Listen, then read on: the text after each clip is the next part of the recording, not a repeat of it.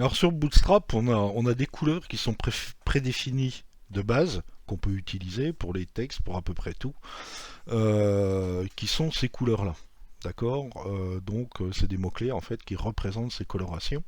Hein, c'est la base des colorations qu'on utilise sur Twitter, qu'on peut réutiliser. Après, rien ne vous empêche de créer vos propres éléments colorés. Bon, faut connaître un petit peu Bootstrap, puis rien ne vous empêche non plus d'utiliser des CSS classiques pour ne pas utiliser ces codes couleurs-là. Alors les couleurs, bah, vous voyez, hein, je ne vais pas toutes les citer, comme les slides seront mis à disposition aussi, primary, secondary, etc. etc. Et on peut les utiliser sous différentes formes, notamment pour les textes. Bah, à ce moment-là, on utilise le mot-clé texte-le code de la couleur, et vous avez le texte correspondant dans cette couleur-là.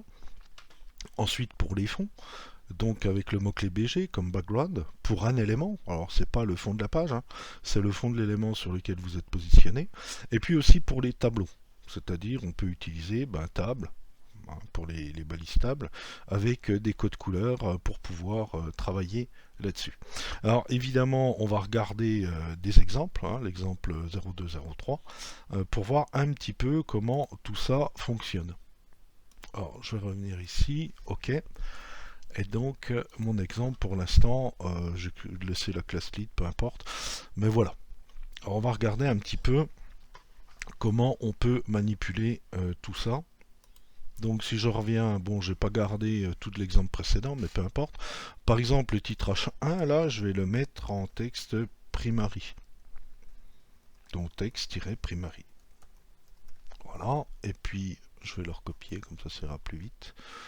Le 2. Donc celui-là, je vais le mettre en secondary par exemple.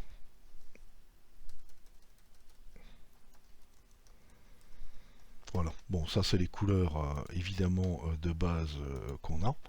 Hein, donc voilà. Bon, ça a une espèce de bleu et puis une autre couleur donc ici. Ensuite, on peut jouer sur les fonds. Alors ici, je vais mettre plutôt un texte d'une autre couleur. Parce que si je mets un autre fond, ça risque d'être assez illisible. Je vais le mettre en white, donc en blanc. Et puis je vais dire le fond est en dark. Et puis ici le secondary, je vais le laisser comme ça.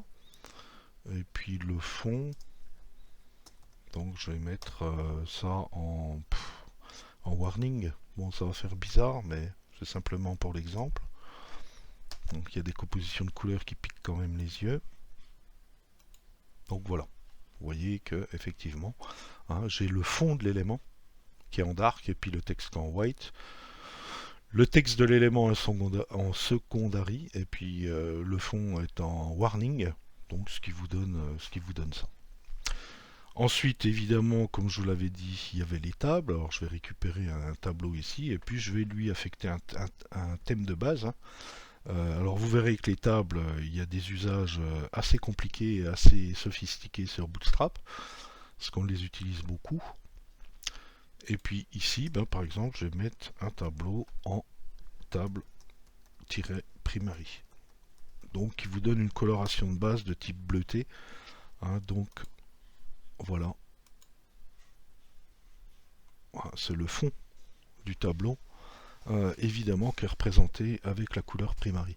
Alors vous verrez que les tableaux, on n'utilise pas forcément ce genre de technique parce qu'il y a plein d'utilitaires qui vous permettent de les mettre en forme, aussi bien d'un point de vue, on va dire technique, que d'un point de vue visuel.